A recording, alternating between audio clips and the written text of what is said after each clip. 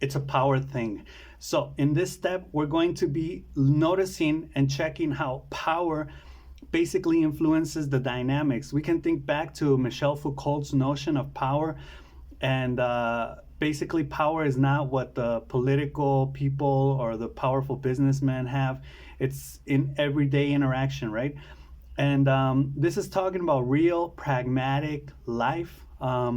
This is actually when you interact with everyday people, right? So think about when you go into a store and you interact with the person that's there, right? You're gonna do this like every week.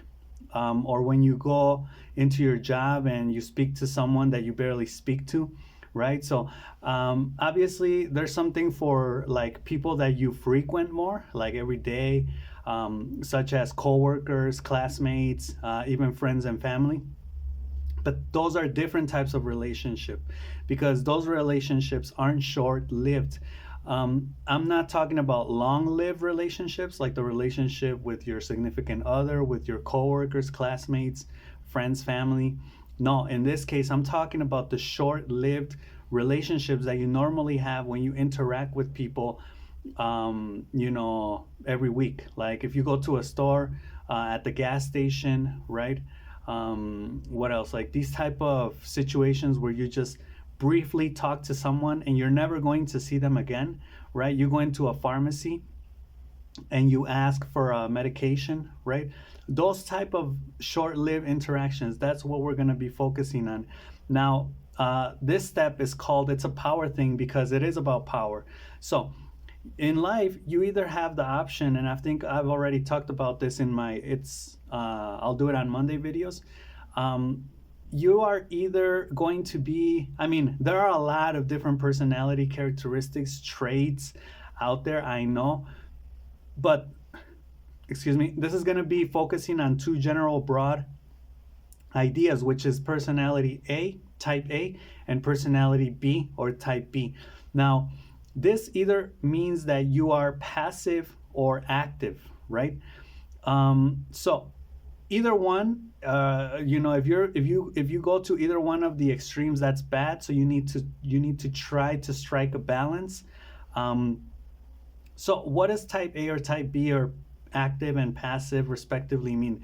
Type A personality is the type of personality that is aggressive, right? It's very participative. It's the people basically that run the world, right? The people that are doing things, that are thinking about things, that are, effectuating change. And then you have the passive people, which are the people that tend to be more on the lazy side, more on the receiving end of things, right? They are more calm natured, they're relaxed, right? They set out to enjoy things, they're more hippie style, right? You can think of it like this. Type A is like the CEO of a company, the businessman that's always active and doing things. And type B is like the hippie, right? That's just relaxing, all about peace and love and nature. So this is important to know because when you enter one of these places, right? Let's say you enter a pharmacy, you're going to go at it from these two very general, broad perspectives. Obviously, there are nuances, there are very detail oriented things that you could say, okay, well, it's a mixture of type A and type B because of, yes, but here we're talking in general. So you either are going to go in there aggressively, right? Actively, like you're going to go in there like, hello, good morning, I need this, right? Or you're going to go at it passively, right? More passive. In this case, you're going to maybe wait until they say, hello, how can I help you? And then, calmly you're gonna go up to the checkout or to the person to the checkout stand and say, hey, I need this. Do you have it? Or, speaking with a more calm voice. This is important because after that first interaction, what you're going to do in the second interaction or the second exchange, let's say they say, okay, let me find that medication for you. They go up to the back. And when you return, you're going to want to strike a balance, right? So striking that balance would be basically acting the opposite of how you acted. So if you came in active, now you act passively. If you came in passively, now you act active, right? This works best if you come at it from it depends what you want, right? If you want a person to do something in the second intention, then you're gonna probably let's say, what would happen if you come at it passively? If you come in there passively, the person's probably gonna be like, oh, that person is, good natured, and they're gonna receive it like that, right? And then when the second exchange, you change it to active, you're more aggressive, they're gonna probably think, oh, this is important to that person, right? We have to do this. Why did they just change if we saw that that first impression was passive, right? Now let's switch it around. What would happen if you come in aggressively, and then the second exchange you act more passive? That would be kind of like apologizing, right? But it could make the person resentful because at first you were aggressive, right? So maybe you wanna go at it passively, right? Now let's look at if you start passive, then go active from soft to strong, and if you start active, then go passive from strong to soft, right? This goes back to the notion of in life you're either an asshole or a dumbass, right? So you're either active, A, an asshole, or you're B, passive, a dumbass, right? Like you're just like, what? And this goes back to something that Carl Jung also said, which is you're either a critic or a believer. So which do you think is the critic, type A or type B? Type A, right? The critic is going to be active, is going to be criticizing everything. And which one is the believer? The believer is type B, right? It's going to be the one that just believes, as passive. It's like, yes, I believe in this cause, right? And that is the essence of everyday human interactions, right? So you need to think about how you are. For example, if you want a clearer example, these are the roles that we take on whenever we are with different people. You are not the same with your boss as you are with a child, right? When you're with your boss, for example, it doesn't matter if you're normally type A with, people around you. If you're with your boss, you're going to be a type B. You're going to be passive. You're going to be like, yes, sir, right? No, sir. You're going to be passive, right? Because in that case, your boss is the one who has that active role, right? You're going to be listening. You're going to be taking instructions, right? If you have a good relationship with your boss, right? If you're that type of rebel that doesn't get along with your boss, then you're going to be clashing and having conflict. But let's just look at it from a normal everyday perspective. You have a more or less or a good relationship with your boss and you're listening to the boss, right? You're going to be passive, right? You're going to be yes, sir, no, sir, right? Now, let's say you're with a child, right? If you have a kid that's like running around doing things, right, and maybe being annoying, you're going to say, hey, kid, stop it, right? Or you're going to take on an active role, and the kid has to listen to you, right? Because they're younger than you. So we see this with those biases as an age, right? Obviously there's age biases. It doesn't work for everybody, but the older you are, the more authority you have, the more active you can be. The younger you are, the more passive you have to be, the less authority you have, right? Now, this gets complicated when it's your peers, right? Like other adults. So you're 30 and you're walking into a pharmacy, and the person that's going to be taking your prescription is a person that's more or less your age, right? Those are your peers. So right there's not a very clear cut, we could say, well, I'm the client, so I have more authority, I have to be more active. But it's like the person that's attending you also has to be active and may even have to be more active than you, because they're the ones that are going to be working for you, right? You're going to be paying them. So which is it, right? It gets a little bit complicated in those cases. So I want to throw in here this idea, it may work, it may not, of the big five. The big five is another personality theory which basically measures the levels, these 5 levels of personality traits, which are neuroticism, agreeableness, extroversion, conscientiousness, and openness to new experience, right? Now, this gets more complicated because you can be many different types of combinations, right? So let me just explain briefly what I understood is each one of these. So neuroticism is when you're self-conscious. Neuroticism is negative emotion. It's being self-conscious basically stops the interactions, right? Because you're thinking about what you're doing, about what the other person is saying, what you're thinking about what you're thinking about, right? So you just can't flow. you're neurotic, you're anxious, you're depressed, whatever. You have you're more prone to have negative emotion, right? Now we all have these on different variety of levels. Agreeableness is empathy. That's when you're kind of like a yes person, right? And I think we all tend to be like this sometimes. It just depends with who we are around.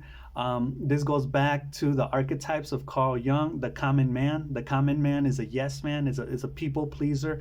It's the person that you are when you're in an interview and you're trying to get the job, right? It's like, I'm a common person, I'm a normal person. I'll say yes to everything you need because you want the job, right? Because you want something in that moment. So you're expressing like empathy, right? Extraversion is the energy that you have, right? So it's how much energy. A lot of people associate this with people that are extroverted, that interact with a lot of people. That's not wrong, but it's not exclusive. It's not only for socializing. It's for basically having energy to do things, right? Even if it's like exercising by yourself, right? So it's like the energy, like the extra, the exterior that you're gonna bring out. Um, Conscientiousness is basically being smart, having anticipating what's going to happen, right, and planning for that. And openness to new experience is the ability for abstract thinking, right? It's the ability for you to basically extract and infer, right? I think some of these tie together, like conscientiousness with openness to new experience. Maybe you have to be somewhat agreeable to also be able to express that extroversion, right? So you could probably use these when you're interacting with people in the everyday, right? You can appear. Now, these, I think you could use them as masks, right? You can appear to be more neurotic to get a certain something. You can appear to be more extroverted to have more energy, right? It's all going to depend on what intention you have, but know that you have these tools, right? You have neuroticism, you have agreeableness, you have extroversion, you have conscientiousness, and you have openness to new experience, right? Okay, now that was first of all was you're either passive or active. It's a power thing, right? Now, second of all, you also want people to feel that you're not a threatening or menacing person, that you're going to do them no harm, especially in our nowadays with so much violence and things going on in the world, and knowing about these things, right, which I think is kind of bad for our mental health. But people are scared. Everywhere you go, people are scared. They're hostile. They think everybody's a threat, right? Potentially anything could go wrong.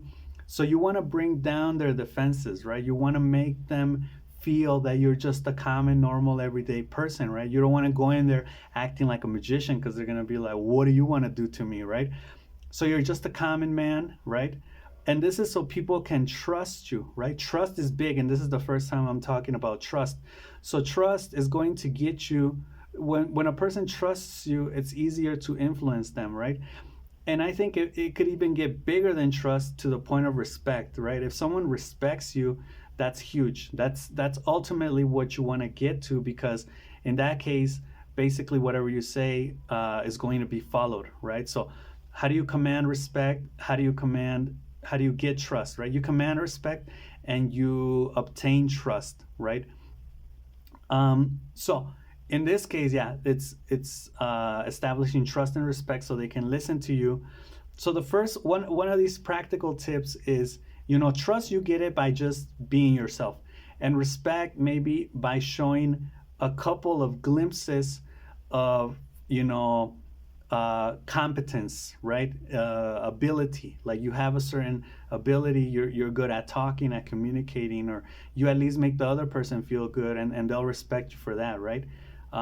So respect can be obtained many different ways because it has many different meanings. It is many different things, right? So you can play around with respect, but trust is essential in the beginning. So here is a practical tip. When you enter any place, look up above everybody's heads, especially if you're self-conscious, right, or neurotic. You can enter a place and everybody's probably going to be staring at you, but just look up, right? It may be weird, but it's going to get you in a good mood. Smile if you can, right? I heard this from one of my best friends. He said, yeah, just handshake, smile, right? And that, even if it's fake, automatically, and this is from Tony Robbins, it's going to get you in a good mood, right? And that's what you want. You want to be in a good mood, so you're able to flow through that process, or through those interactions, very calmly, very breezy, right? Very appearing like the common man. See, the magician archetype needs to act like many, right? Remember, it's a shapeshifter, but the magician archetype also needs to act a lot like the common man. The magician cannot be perceived. It can be perceived as a magician at times, but in order to effectuate the changes in everyday common life, it needs to appear as a common man, as a common human, living, breathing human that can be, if that human is cut, it will bleed, it cries, it has emotions, it has feelings, it has needs, necessities, right? It needs to eat, it goes to the bathroom, right? You need to appear like that common everyday man. You can't go in there like, I'm going to make changes, I'm going to make transformations, I'm going to do a magic trick or some tricks. No, right? They need to wear that mask of the common man, right? So yeah, in this case, it is a balancing act at the same time, an act, a performance, right? Which is what the magician is doing. And you may need to act distant at times, right? So it is like, I'm going to maybe effectuate change, but at the same time, you need to act distant. Why distant? Because if you go in there like, oh, hey, are you having a great day? And just acting, over exaggerating the common man, that's not going to work out, right? You need to generate that trust. And the way you generate that trust is by coming across as normal as possible, right? So it is a balancing act. And the way you come across as normal as possible is by acting with distance, right? So you take distance with the person, right? So it's like you are there, you ask for whatever it is you need, and then you create that distance, right? Like, so you can get that trust and that respect from the person, right? So yeah, act like the common man or woman, right? To generate, it's a balancing act. Not so much because you're balancing things, but because you're putting on an act, right? I guess you could say you're balancing between the two forces of the common man, right? Like appearing to be that common man, that common normal everyday man with the distance also, and between the magician archetype, right? Like your true intentions, your ulterior intentions, your second intentions, right? But at the end of the day, it's an act, right? Either way, if you're a magician or a common man, it is an act. Because we're acting all the time, right? We're actors in our lives. Excuse me. Okay, and the second tip has to do with the internal and the external. Now, this goes a little bit back to controlling yourself, right? Managing your own emotions, right? Maybe looking up above everybody's head, so you're able to get into that mood of, calmness and positivity, right? And only then, once you first control your internal self, then you can analyze the external, the context, the situation, and see what it needs. Now, I'm going to tie this together with something from business and business creation, business building, entrepreneurship. And you're going to look at the situation once you have yourself under control, like in a good common sense way, not repressing your emotions, but like, flowing. You're going to look at the context. What does it need? See the potential in the place where you are. If there is a problem, look at it as an opportunity. That's key. And that's key to entrepreneurship, because when you're building a business, you need to focus on what's missing, what's lacking, what's the problem here, right? You analyze the context, right? This goes together, I think, with SWOT, strengths, weaknesses, opportunities, and threats. So you look at the context, you see the needs, you see the problem, and that's a potential that's a potential opportunity, right? So that's where people say, don't look at things as problems, see them or view them as opportunities, right? Like, what can I do here? How can I earn money from this? How can I benefit people and myself, right? So yeah, this is from entrepreneurship, business building ideas, but it also works here with Operation Magician, because you can see the lack of, and then you can see how you can turn that into an opportunity for yourself and for the people that are there, right? And the third tip is just simply to go about the interaction naturally, right? So this is what I was referring to, don't think so much. Like if you view yourself, as maybe a little neurotic, you try to channel that um, through different means, and then you look at the context and you see how it needs something, right? That's all you basically need, right? To check yourself, check the external, and then from there, I think your subconscious can take it, right? Your unconscious can take it. So you just go about it naturally, right? You don't have to think about your act. The magician doesn't think about what they're doing. I mean, when you're beginning to do it, you may need to do it. You may need to think about what you're doing, but eventually you're just gonna flow. And I think that's the best way to go about things, right? Just naturally feed yourself with the ideas that you need. And then when you're out there, just think about it maybe a little bit in the beginning, like remembering to look up, be above everybody else's heads, smile. And then from there, it's just flow. Just go about it naturally and do what you need to do. Okay, so that's all I got for this video. I hope you enjoyed it, and I'll see you in the next one. Peace.